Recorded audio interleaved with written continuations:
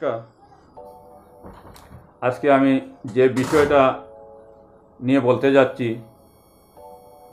সেটা আমাদের বরাক উপত্যকার আশা এবং আকাঙ্ক্ষার বিষয়, যেটা হচ্ছে আমরা জানি 5 গ্রাম পেপার মিল বেসরকারিকরণের দিকে যাচ্ছে। সেটাকে লিজ দেওয়া হবে। সরকারের পক্ষ থেকে মোটামুটি সিদ্ধান্ত নেওয়া হয়েছে। তাই আমি আজকে আমার বরাকবাসীর কাছে একটি অনুরোধ রাখব।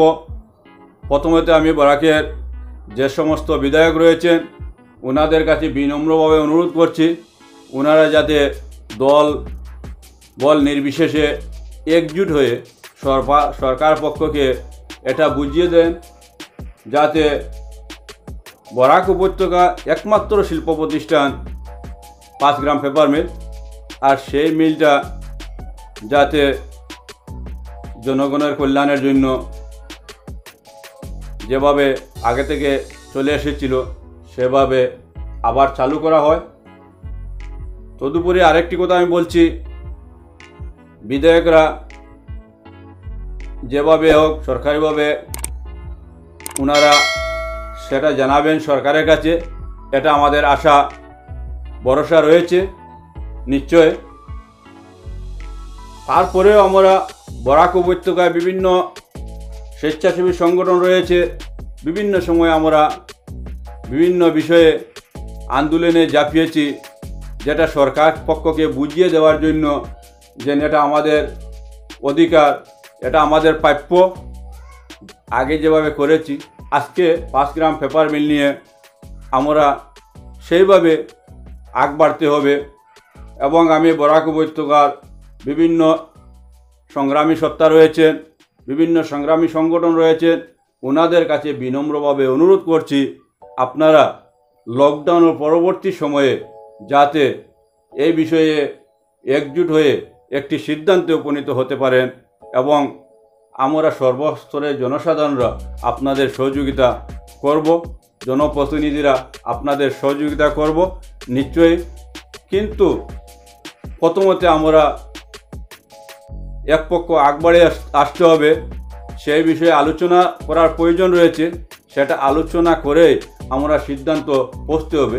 এবং সেই আলোচনা করার জন্য আমি সোশ্যাল মিডিয়ায় আর পত্রপত্রিকায় লেখলে সেটা হবে না। আমরা উদ্যোগী হয়ে যে কোনো সংগঠন সেটা হাতে নিতে হবে এবং সবাইকে ডাকতে হবে। একটি কথা আমাদের স্মরণ করা দরকার আছে, আজকে বরাক উপত্যকা আনিপুরে সুগার মিল ছিল, সেটাও ধ্বংস হয়ে গিয়েছে। আর 5 গ্রামের যে পেপার মিল বরাক উপত্যকার যুবকদের একটা আশার আলো ছিল, যে লেখাপড়া করে একটি কর্মসংস্থানের সুবিধা এখানে ব্যবসা বাণিজ্য করে রুজি রোজগারের ব্যবস্থা করে মানুষ বাঁচার একটা আলো ছিল, সেটাও ধ্বংস হয়ে যাচ্ছে। তাই আমি সকল পক্ষকে, এখানে আমাদের শিলচরের এমপি মহোদয় রয়েছে, ওনার কাছেও সেই বিষয়ে আমি বিনম্রভাবে অনুরোধ করছি উনি ওনার সাধ্যমতে যাতে কেন্দ্র সরকারকে সেই বিষয়টি বুঝিয়ে দিতে পারেন, সেটা আমাদের আশা রইল।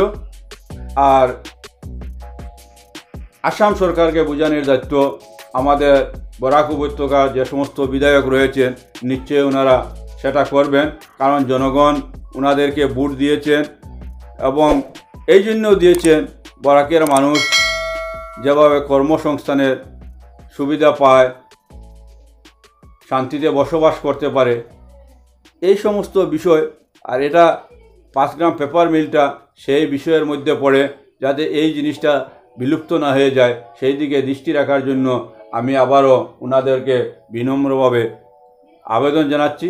আর সর্বশেষে আমি আমার সংগ্রামী ভাইদেরকে অনুরোধ জানাচ্ছি, লকডাউন উঠার পরে, আনলক হওয়ার পরে আপনারা যে কোনো একটি বড় সংগঠন বরাক উপত্যকা থেকে আপনারা জনসাধারণ অন্যান্য সংগঠনগুলিকে ডাকেন, আমাদেরকে জনপ্রতিনিধিদেরকে ডাকেন, নিশ্চয়ই আমরা আপনাদের সঙ্গে সহমত পোষণ করব এবং পরবর্তী সময়ে একটি সেটার ব্যাপারে সরকারকে আমরা বুঝিয়ে দেওয়ার প্রয়োজন রয়েছে।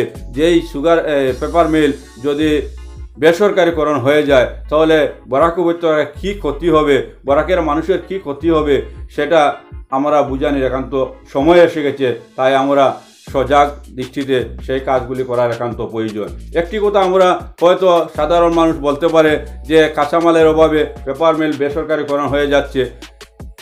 এখানে কাঁচামালের অনেক সুযোগ সুবিধা রয়েছে। যদি সরকার আমাদের যুবকদেরকে এদিকে উৎসাহিত করে আজকে বিভিন্ন জায়গায় সরকারি ভূখণ্ড, পাহাড় অঞ্চল, অরণ্য অঞ্চল পড়ে রয়েছে, সেই অরণ্য অঞ্চলগুলিতে যদি কাঁচামাল বাঁশ বেতের যদি চাষাবাস করা হয়, যুবকদের যদি এই সুযোগ দেওয়া হয় তাহলে ওরা আরও উন্নত হবে এবং এই রুগ্ন 5 গ্রাম পেপার মিলটিও পুনর্জীবিত হবে। এই জিনিসটা আমরা কমসে কম সরকার পক্ষকে বোঝানোর একান্ত প্রয়োজন রয়েছে। তাই আমি আবারও সবাইকে সংগ্রামী অভিনন্দন জানিয়ে আমার বক্তব্য এখানে শেষ করলাম। ধন্যবাদ।